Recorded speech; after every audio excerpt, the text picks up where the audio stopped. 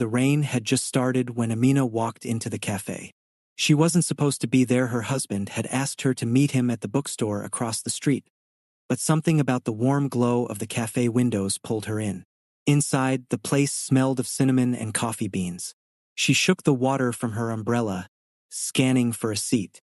That's when she saw him. Juma.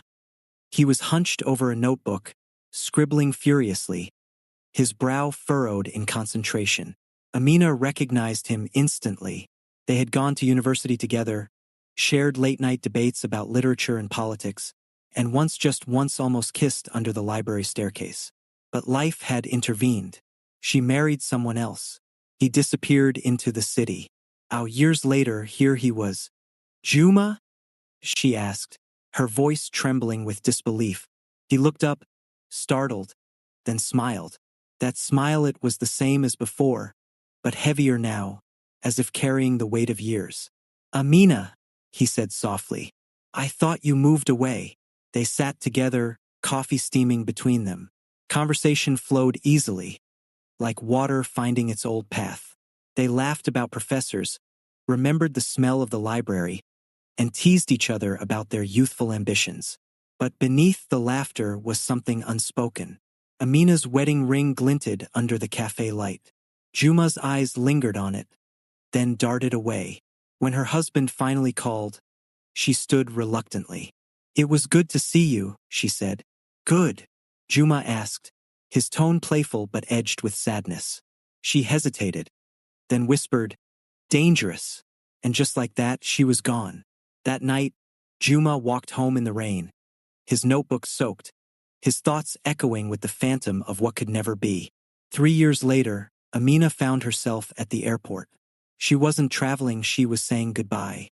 Juma had called her the week before. I'm moving, he said, across the world, a fellowship in London. I couldn't leave without seeing you. She almost said no, but something inside her, something restless, made her agree. They met at the departure gate. Juma carried a single suitcase, his notebook tucked under his arm. He looked older, sharper, but his eyes still carried that same warmth. You're really leaving, Amina said, trying to keep her voice steady. I have to, Juma replied. It's everything I've worked for. But, he paused, searching her face. Part of me wishes I wasn't. They walked together through the terminal, past families hugging, past lovers kissing goodbye. Every step felt like a countdown. I thought about you, Juma admitted. All these years. Even when I tried not to. Amina's throat tightened. You shouldn't say that. Why not? His voice cracked. We keep pretending timing is everything. But what if timing is just an excuse? She stopped walking. Juma, I'm married. I know, he said. That's why I never called. That's why I'm leaving. But I had to see you one last time. Silence stretched between them. The announcement for boarding echoed overhead. Finally, Amina whispered, if things were different. Juma smiled sadly. But they're not. He handed her his notebook. Keep this. It's full of unfinished stories. Maybe one day you'll read them and know what I couldn't say. Then he walked away, disappearing into the crowd. Amina clutched the notebook to her chest, her heart pounding with grief for something that had never truly been hers. 10 years later, the city had changed. The cafe was gone, replaced by a sleek glass building. The airport had expanded, swallowing memories in its new terminals. And Amina, she was single now. Divorce had left her quieter, more cautious. She had learned that grief reshapes love, carving new boundaries where old ones used to be. Juma returned to the city for a conference. He reached out hesitantly, and she agreed to meet. They chose a park this time, neutral ground. The air was crisp, the trees shedding their leaves in golden spirals. When Amina saw him, her breath caught. He looked different, older, yes, but also harder. His laughter lines had deepened. His shoulders carried a new weight.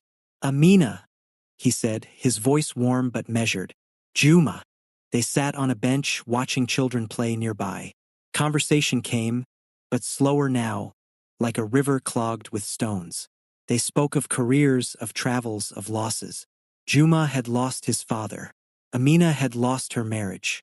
At one point, Juma asked. Do you ever think about us? Amina hesitated. I think about who we were, not who we are. He nodded, understanding. We're strangers now, aren't we?